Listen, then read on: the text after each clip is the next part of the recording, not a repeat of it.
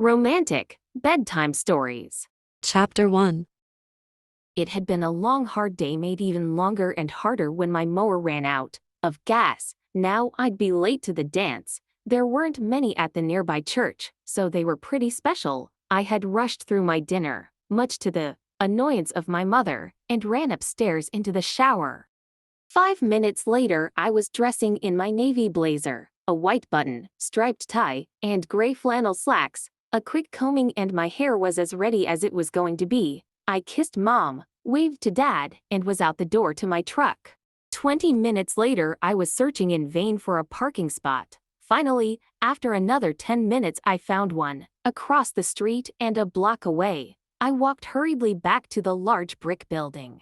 It appeared that I had arrived just in time. Rose was backed up against a wall as some bruiser who looked to be about 10 years older was peering down her dress. I could see the terror in her eyes. Rose and I are the same age, 18, but she's really naive. She should be a junior like me, but she's only a freshman. She's not stupid, on the contrary.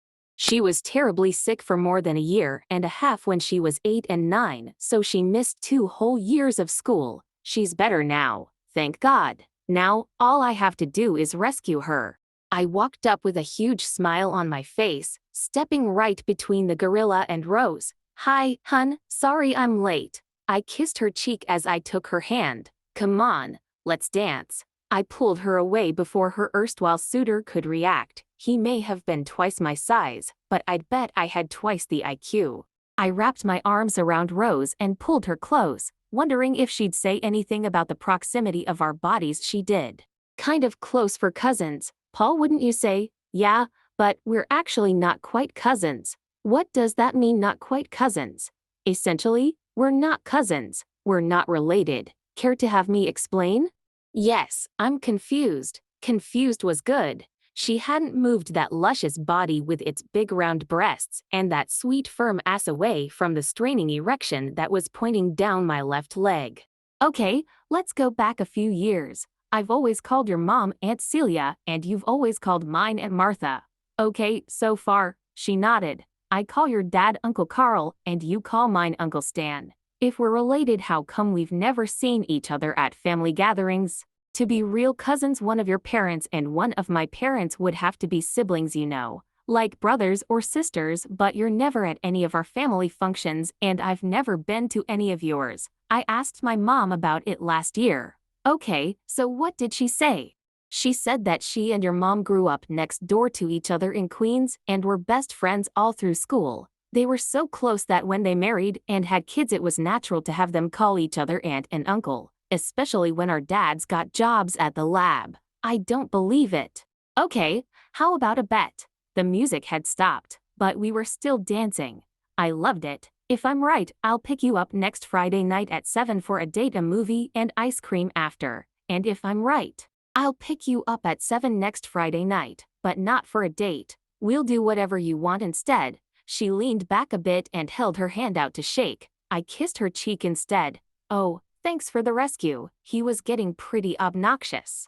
I noticed. It was the least I could do for my girlfriend. She laughed, then realized we were the only ones dancing and walked off the floor with me following closely behind. I had always loved Rose, even back to when we were both 6. That was when we moved into the same neighborhood. My family from Oak Ridge, Tennessee, and theirs from Alamogordo, New Mexico. My dad and hers had taken jobs at the Brookhaven National Lab in nearby Upton out in rural Suffolk County, Long Island. It was a real reunion for our moms and the first time our families had met. Rose and I hit it off right away, especially because she was a real tomboy. She could actually pass, catch, and kick a football better than I could until I made it to junior high and was almost as good at baseball and basketball, too. By then, she'd been sick and held back. I still saw her every day.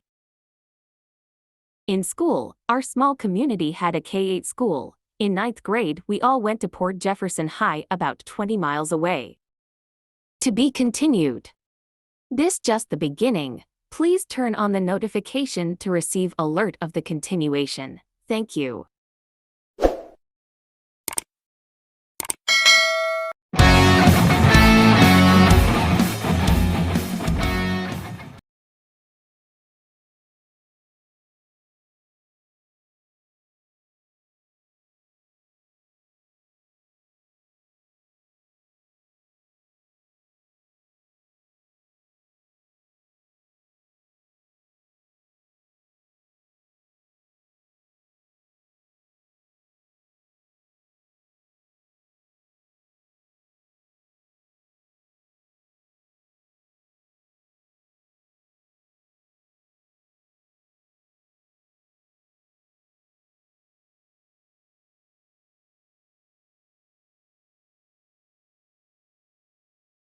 Rose and I hit it off right away, especially because she was a real tomboy. She could actually pass, catch, and kick a football better than I could until I made it to junior high and was almost as good at baseball and basketball, too. By then, she'd been sick and held back. I still saw her every day.